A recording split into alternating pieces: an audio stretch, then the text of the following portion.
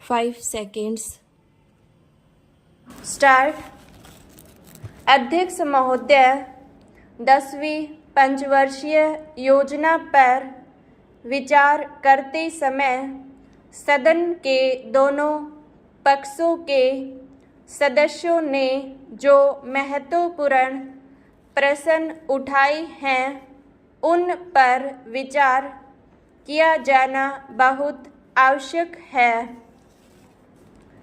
अध्यक्ष महोदय, 9वीं पंचवर्षीय योजना का अब अंतिम वर्ष चल रहा है और इस योजना के अंदर जो चीज़ें कही गई हैं, ऐसा लगता है कि उसके अंदर परिवर्तन करना कठिन है, बदला भी नहीं जा सकता।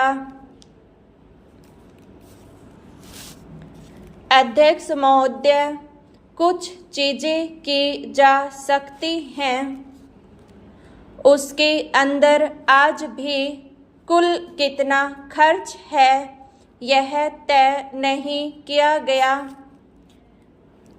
केवल कटौती ही निश्चित की गई है।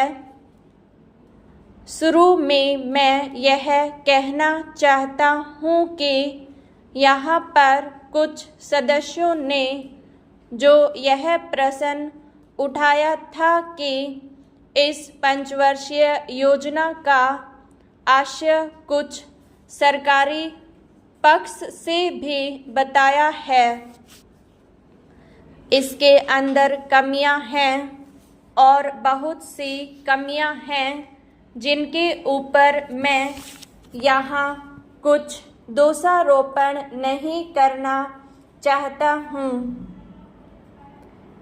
मैं चाहता भी हूँ कि इस तरह से प्रश्न न उठाए जाएं तो ज़्यादा अच्छा है। यह योजना सरकार ने बनाई है।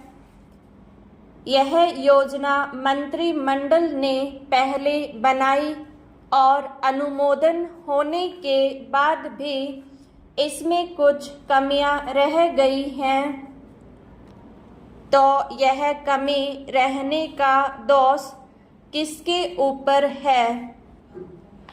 मैं समझता हूँ सदन के सभी सदस्य इसको जानते हैं।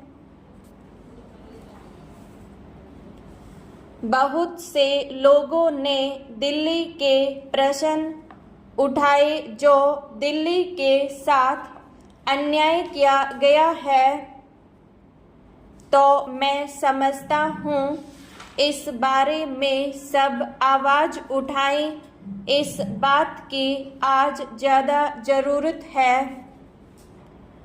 मैं यह कहना चाहता हूँ भारत सरकार से या जिन्होंने ये सारी योजनाएं बनाई, उन्होंने वास्तव में यहाँ के साथ बड़ा बुरा किया, यहाँ के साथ अन्याय किया, क्योंकि उन्होंने इस पंचवर्षीय योजना को बनाते समय ध्यान नहीं दिया कि क्या योजना बना रहे हैं, गलत बना रहे हैं या सही बना रहे हैं, इनसे क्या लाभ हानि होगा, इन सब बातों पर उन्होंने विचार नहीं किया। तो मैं समझता हूँ ऐसी परिस्थितियों के अंदर यह बात ठीक नहीं है। ऐसी दिशा में यहाँ पर 5 वर्षों में आने वाली योजनाएं बेकार बनकर रह जाएंगी।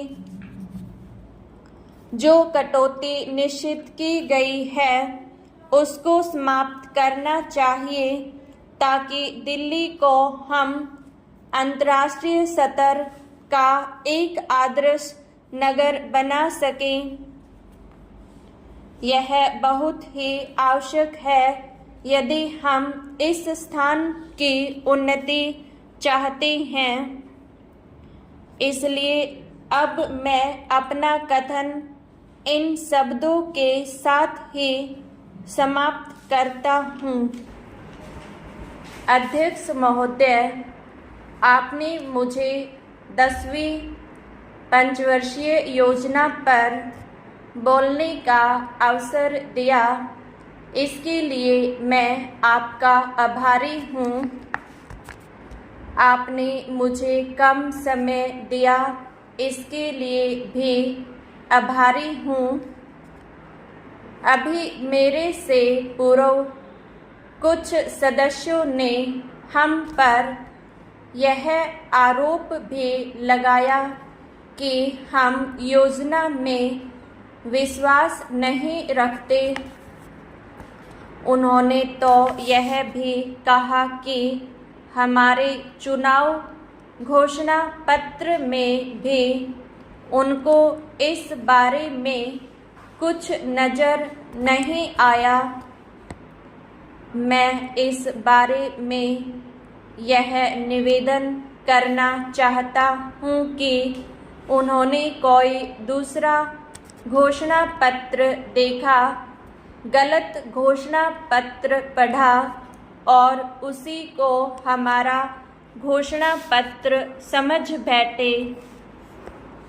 लेकिन मैं यह कहना चाहता हूँ कि हमारा घोषणा पत्र इस समय मेरे पास है।